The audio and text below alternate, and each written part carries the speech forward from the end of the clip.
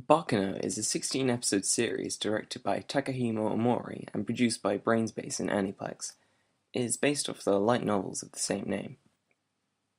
This tale takes place in 1932, America. The vice president of the Daily Days and his assistant Carol are looking over some strange events that they want to publish, with stories ranging from mafia battles with suspicious beings, a train that stops at its destination with a bloodbath, and a missing scumbag who's caused a whole lot of trouble.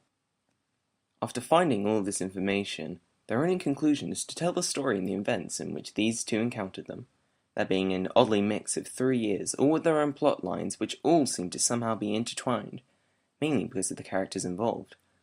From then on, we see this story unfold in an order that doesn't stay chronological, most of the time, and frequently skips between these 3 years. As you may have noticed, I've kept the plot summary very short. This is done deliberately, as Baccano is very unique in almost every aspect.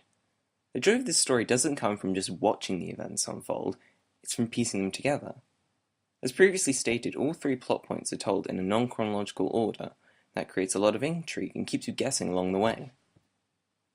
I did enjoy the plot for Baccano, as, like the title suggests, there's a lot of ruckus with this different style of storytelling that's very refreshing. It's also a nice change of setting, as it's set in America during the Prohibition era, a place and time that's rarely visited in anime. Now, Baccano isn't the first story to be told out of order, but considering that it's also revealing 3 stories on top of constant time skips, it would have been so easy for this plot to struggle, mainly with the amount of information that the viewer is meant to remember. However, this doesn't tend to happen too much, as all 3 plots are unique and have simple stories to them. Most characters only stay within their respective stories, so confusion is kept to a minimum. Although I do have some problems with it.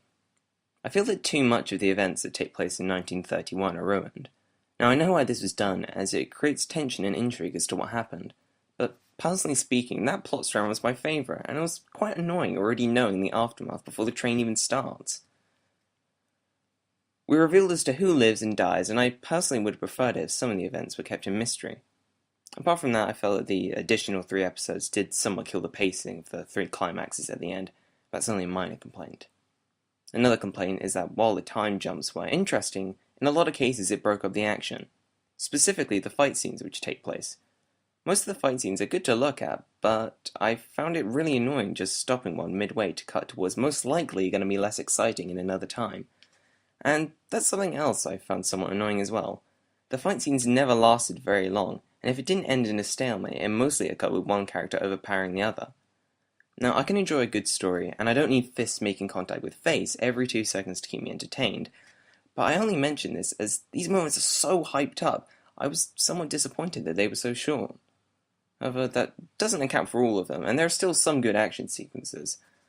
While I did have some complaints with Baccano, they didn't massively affect my overall opinion of the story, in that it's refreshing and just plain good. However, Baccano would only be half the show if it weren't for the characters. The cast is large, and with no one person being the protagonist, and most of the characters being varied in either their personality or design. Seeing as I can't mention every single character, I'll just mention those who left a lasting impression on me. Vero Prochenizo, I hope I'm pronouncing that right, is the youngest member of the Martillo family and a friendly mobster. By his character design and attitude, I assumed before watching Baccano that he'd be the closest thing to the main character, but for a lot of the show, while Vero is present, he doesn't do a whole lot, which surprised me, as I thought he was going to be a more integral part to the plot. Lad Russo is a member of the Russo family and takes a lot of pleasure in doing their dirty work, especially when it comes to killing. Lad loves to kill and will take the smallest of reasons to do so, but he can also be very arrogant, misjudging others.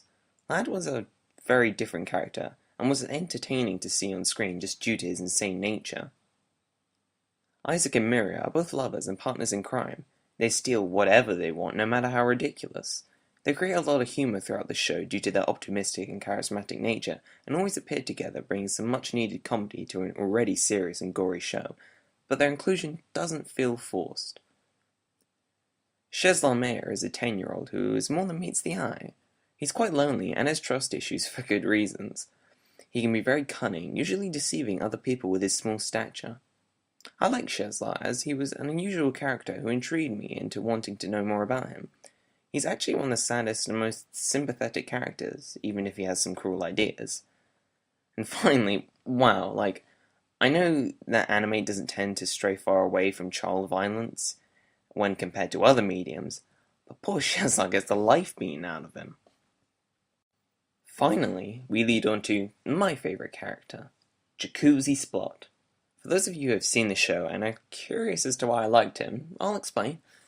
Jacuzzi is scared easily and is a bit of a coward, nothing that we haven't seen before, but he's one of the only characters to develop throughout the story, and the situation he was in went well with his character, forcing him to change. On top of having a good character design, Jacuzzi was fun to watch, bringing a lot of comedy to the series, and gave a sudden sense of energy to every scene he was in.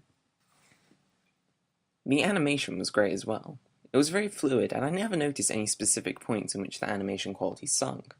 The character designs were all varied and unique, which was greatly needed for a show of this nature, and the locations included represented 1930s America truthfully, with the environments having a lot of detail with them as well. The music was also a high point for Baccano. It mostly featured loud jazz music, but will vary depending on the mood to a more serious violin piece or peaceful piano. The opening was fast-paced and a joy to watch. It also features most of the main characters involved and their names, so on top of being enjoyable, it was one of those openings which helped a lot with remembering the large cast. The ending was okay, but was strangely overdramatic and was a contrast with the loud and fast-paced nature of the show. On the topic of sub versus dub, I would say to go with the dub. Both are good, but the voices are authentic to the time period and location with the English dub.